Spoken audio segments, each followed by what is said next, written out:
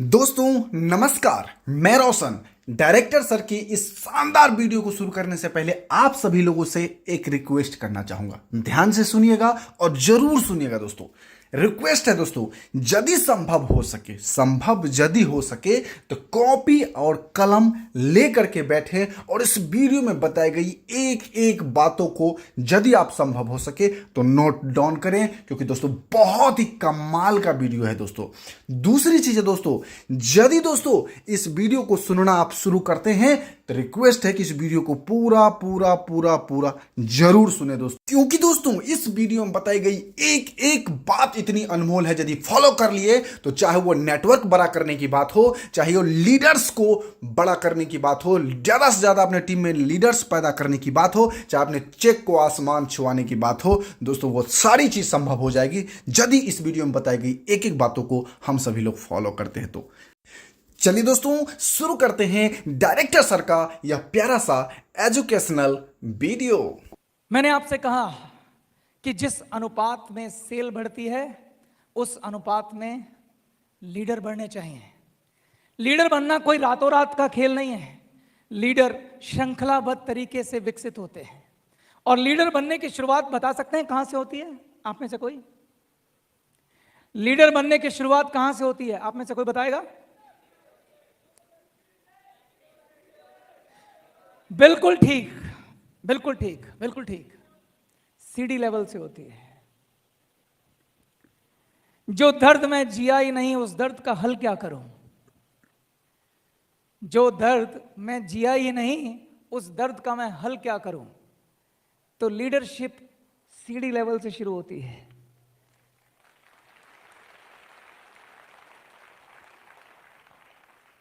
अगर आप चाहते हैं कि आपके नेटवर्क के अंदर सेल के अनुपात में लीडर बढ़ें तो कुछ नहीं करना है, सिर्फ कंपनी के सिस्टम को ठीक से फॉलो करना है। जब जब आप किसी चेतन हांडा की तरह अपना दिमाग लगाएंगे तब तब आप कुछ ना कुछ गड़बड़ कर डालेंगे।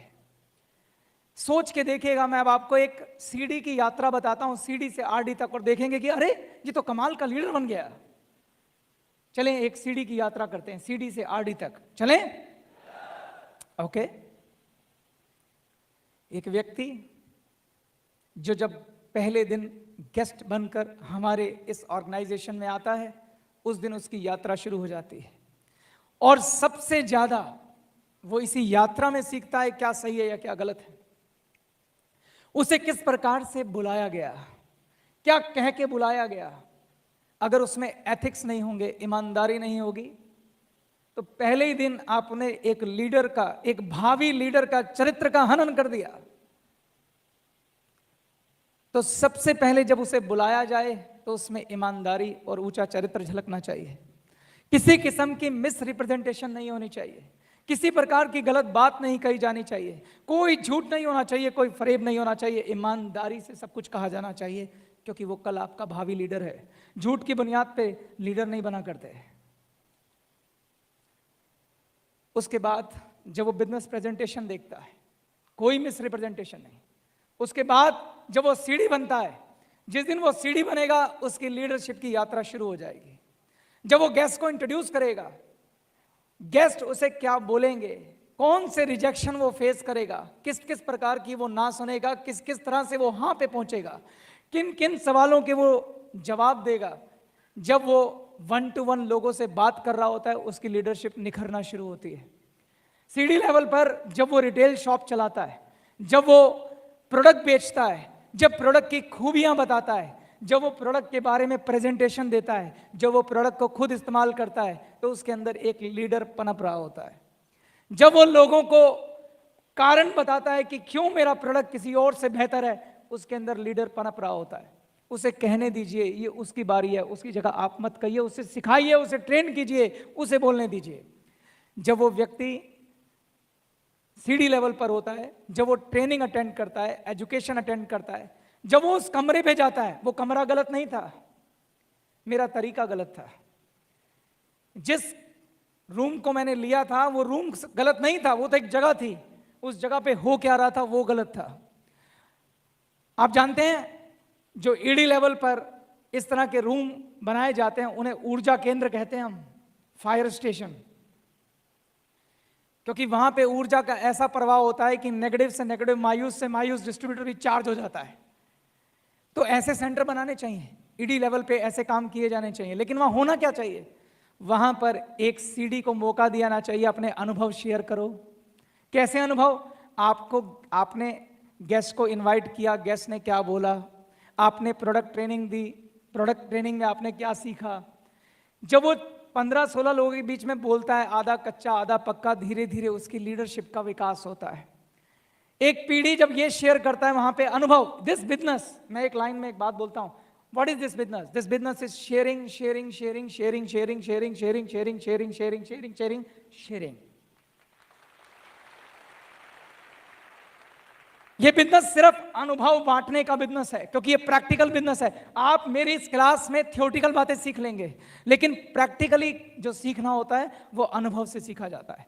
ऐसे कमरों में सीडी को, पीडी को, ईडी को अपने अनुभव शेयर करने चाहिए, हर बात के अनुभव शेयर करने चाहिए, खट्टे मीठे हंसी मजाक सब शेयर करनी चाहिए। एक शानदार ऊर्जा का माहौल होना चाहिए।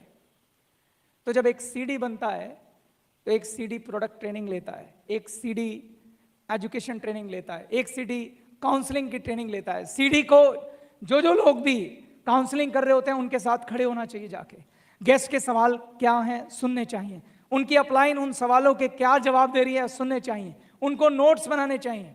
उसके अलावा काउंसलिंग के ट्रेनिंग प्रोग्राम अटेंड करने चाहिए। उन्हें देखना चाहिए कि उनकी अपलाइन कैसे प्रोडक्ट के बारे में बातें कर रही है, प्रोडक्ट की खूबियों को कैसे बताया जा रहा है, गेस्ट के क्या सवाल हैं उनके कैसे जवाब दिए जा रहे हैं। ये सारे सीडीज को सीखने चाहिए। उसके बाद आप पीडी बन जाते हैं। पीडी बनते ही आपकी लीडरशिप का पहला स्टेप तैयार होता है। पहला स्टेप क्या है लीडरशिप का? जब आप अपने डाउनलाइन के लिए बोलना शुरू करते हैं। पीडी के पास छोटी सी एक टीम है, उसकी लीडरशिप काउंसलिंग से शुरू होती है। वो अपनी डाउनलाइन के लिए काउंसलिंग करना शुरू करता है, क्लोजिंग करना शुरू करता है। लेकिन जिस दिन वो पीडी बना, ये सुनिश्चित करना जरूरी है कि पीडी बनने से पहले क्या वो इतना काबिल हो चुका है कि वो अपनी डाउनलाइन के गेस्ट की क्लोजिंग कर सके। अब मेरी बात को ध्यान से सुनिएगा। आपको ये सुनिश्चित करना है कि क्या वो अपनी डाउनलाइन की क्लोजिंग करने में सक्षम है, क्या अपनी डाउनलाइन के गेस्ट की काउंसलिंग करने में सक्षम है, क्या प्रोडक्ट की जानकारी देने में सक्षम है। अगर सक्षम नहीं है तो क्या करेंगे आप? क्या करेंगे आप? हाँ, खुद करने लग जाएंगे। यस यस, उसको सक्षम बनाएंगे। चेतन हांडा की तरह खुद मत करने लग जाना। तो ये आपका विजन होना चाहिए कि आप अपने नेटवर्क में ऐसी व्यवस्था कायम करें कि जो काम जिसका है वो काम वो करे। और इसके लिए थोड़ा जोखिम उठाना पड़ता है तो उठाइए। यकीन मानिए ये जोखिम छोटा है उस जोखिम से जो मैंने उठा लिया था। ये नुकसान छोटा है उस नुकसान से जो मेरा हो गया था। पूरा 1.5 साल पीछे चला गया था मैं, 1.5 क्या 2 साल। और 2 साल से भी जरूरी था, ना जाने कितने डिस्ट्रीब्यूटर जो डायमंड बन सकते थे वो उस रेस में छूट गए। हमारी गलतियों की बहुत बड़ी सजा हमें भुगतनी पड़ती है। तो इसलिए लोगों को सक्षम बनाएं। आपको मालूम है एक और बात है जो मैं आपसे शेयर करना चाहता हूं। एक और चीज है जिससे आपको निकल के बाहर आना है।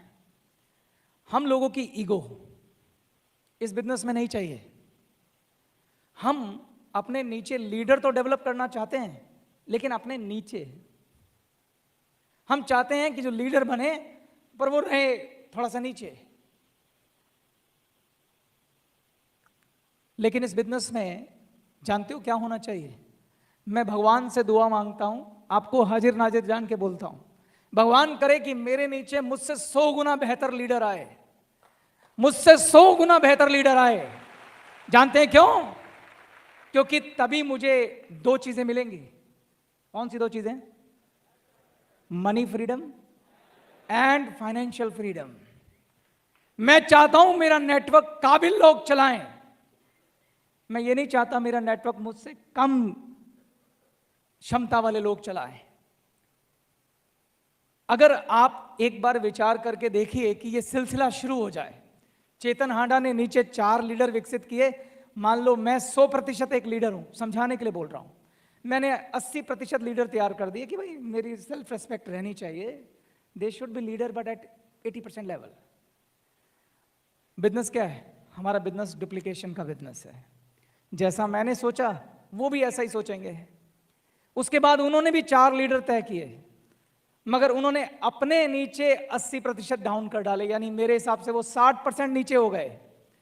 धीरे धीरे लीडर्स की क्वालिटी जैसे जैसे नीचे जाएंगे घटती जाएगी, और उसके बाद वही होगा जो मेरे नेटवर्क का हुआ। क्योंकि ये सेम बात है, आपके यहां आने वाले नए ब्लड को वो अच्छे लीडर मिले ही नहीं, क्योंकि आप उन लीडर्स को विकसित करने में कंजूसी दिखा गए।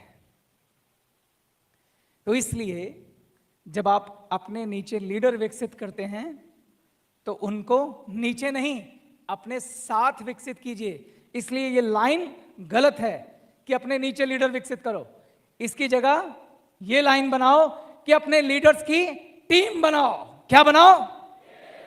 टीम जो आपके साथ खड़े हो सके, जो आपके बगल में खड़े हो सके, जो आपके बिल्कुल साथ हो। जब आपकी डाउनलाइन उस टीम को देखे तो वो फर्क ना कर पाए, वो ये कहे अरे ये तो सारे के सारे स्टार हैं, किसी को भी पकड़ लो, एक जैसी बात बोलते हैं, एक जैसा सोचते हैं, एक जैसे आंसर होते हैं, एक जैसा हुनर है इन सब में। ऐसी टीम का गठन करो, सबके सब 100%, कोई 99% नहीं चाहिए।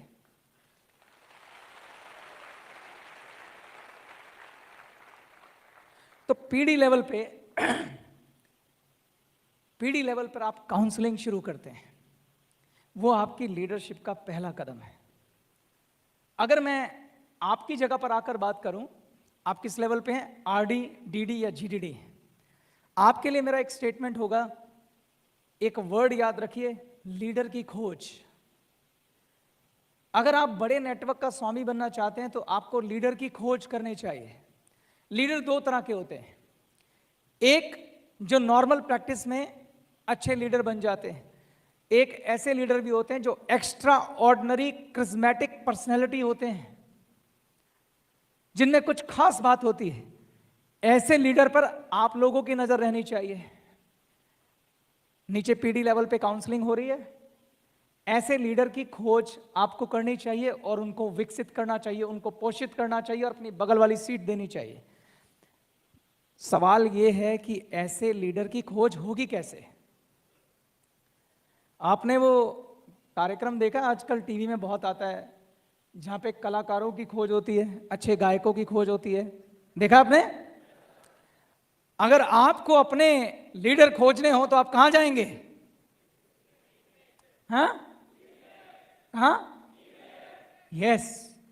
अगर आपके नीचे ईडीज अलग अलग जगहों पर ऐसी व्यवस्थाएं चला रहे हैं जहां पीडी अपनी शेयरिंग कर रहा है, जहां पीडी अपनी ट्रेनिंग दे रहा है, जहां ईडी अपनी शेयरिंग कर रहा है, और आप उन जगहों पर विजिट करेंगे, अगर आप उन जगहों पर अपने मोटिवेशनल लेक्चर देने जाएंगे, जब आप उन्हें सुनने जाएंगे, आपको अपने आप दिख जाएगा कि इनमें चमत्कारी बालक कौन कौन है। कहते ना, होनहार बलवान के देख होते चिकने पालने में दिख जाते हैं। तो ऐसे लीडर्स की खोज की जानी चाहिए और ऐसे क्रिस्मेटिक लीडर्स की आपको लगातार टीम बढ़ानी चाहिए, उनको अपने बगल में जगह देनी चाहिए। फिर से बोल रहा हूं, जैसे जैसे आपकी सेल बढ़ती जा रही है उसी अनुपात में आपको लीडर बढ़ाने, ये बात दिमाग में बिठा लीजिए। अगर ऐसा होगा, आप खुद सोच के देखिए, कभी नहीं होगा कि आपकी सेल नीचे आ जाए, कभी नहीं होगा आपका चेक नीचे आ जाए, वो सिर्फ ऊपर ऊपर ऊपर और ऊपर जाएगा।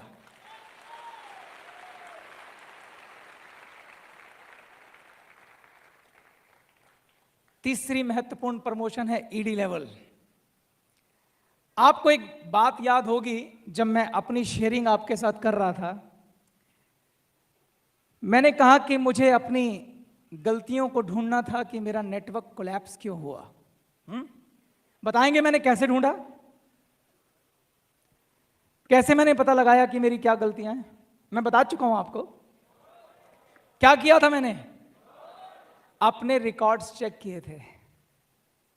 अगर मैंने रिकॉर्ड्स नहीं बनाए होते, अगर मैं रजिस्टर में नहीं लिखता होता, अगर मैंने जानकारियां नहीं लिखी होती, तो मैं कभी उस कंक्लूजन पे नहीं पहुंच पाता कि आखिर गलती हुई कहां।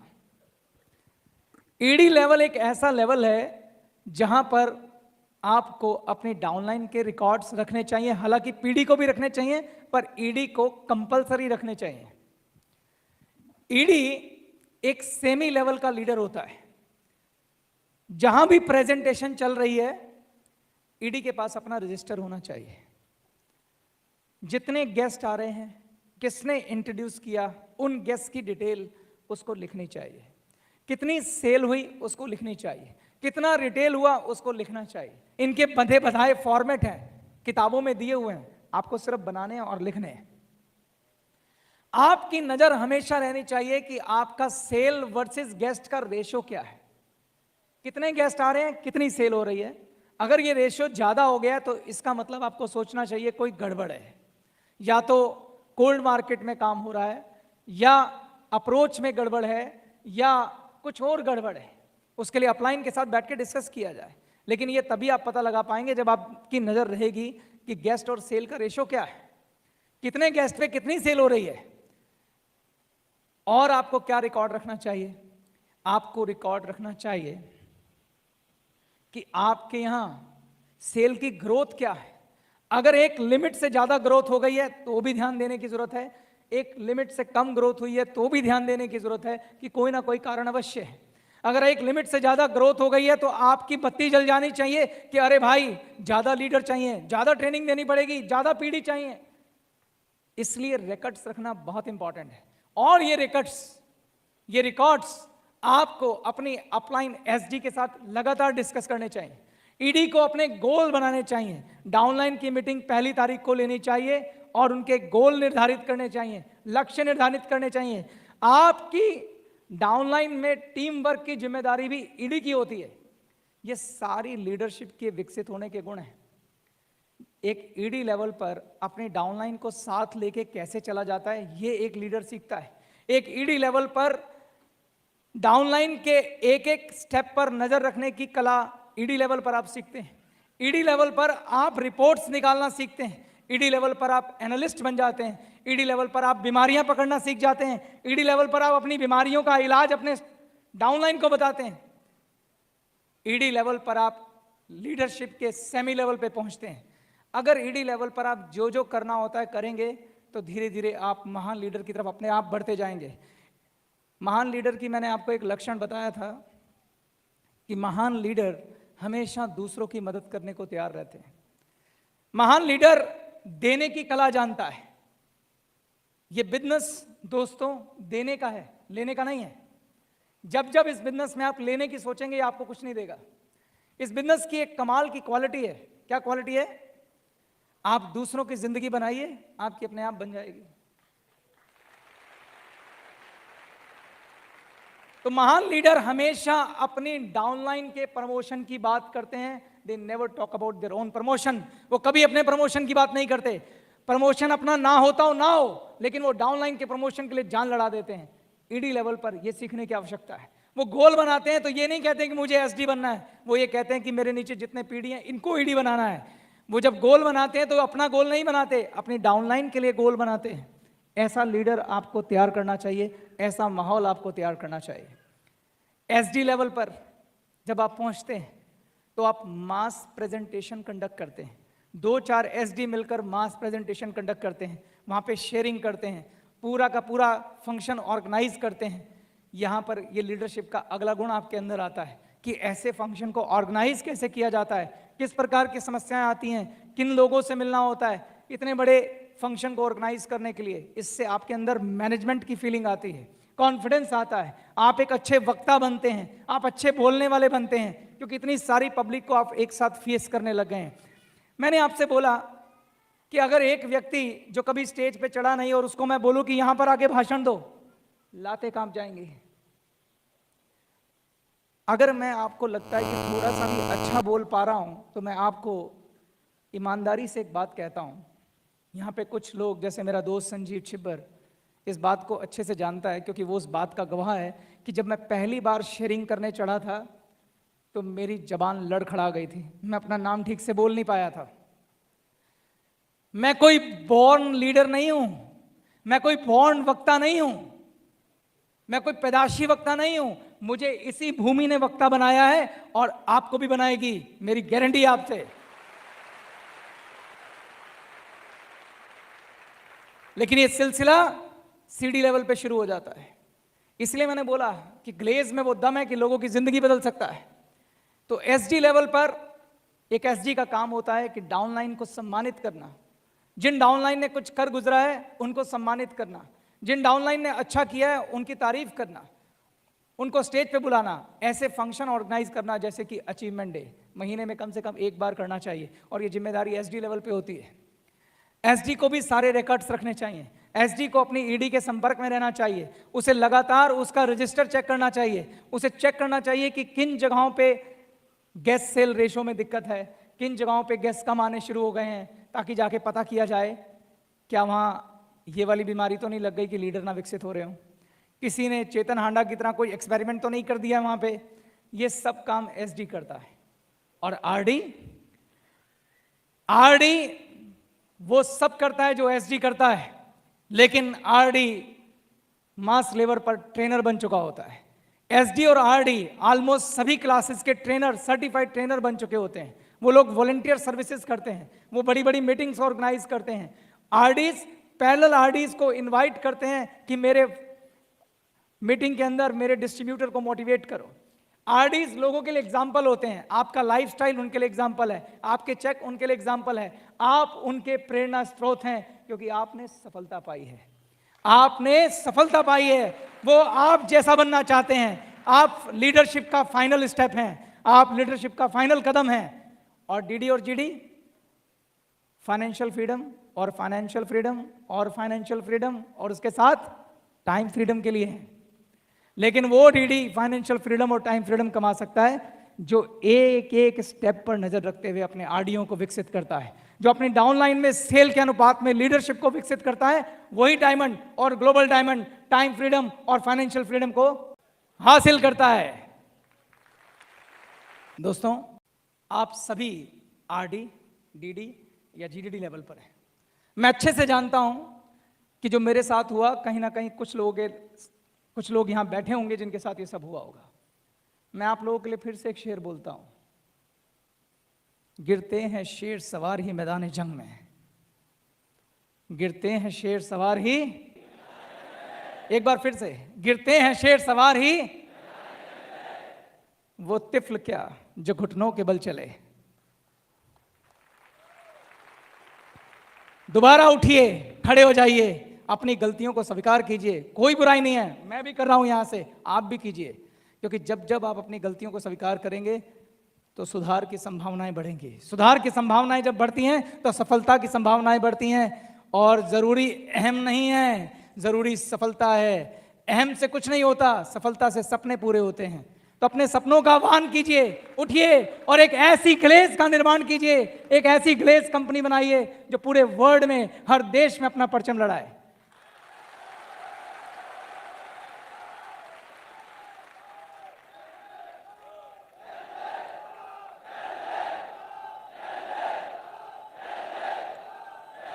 Go! Go! Go! Go! Go! Go! Thank you very much. Thanks a lot.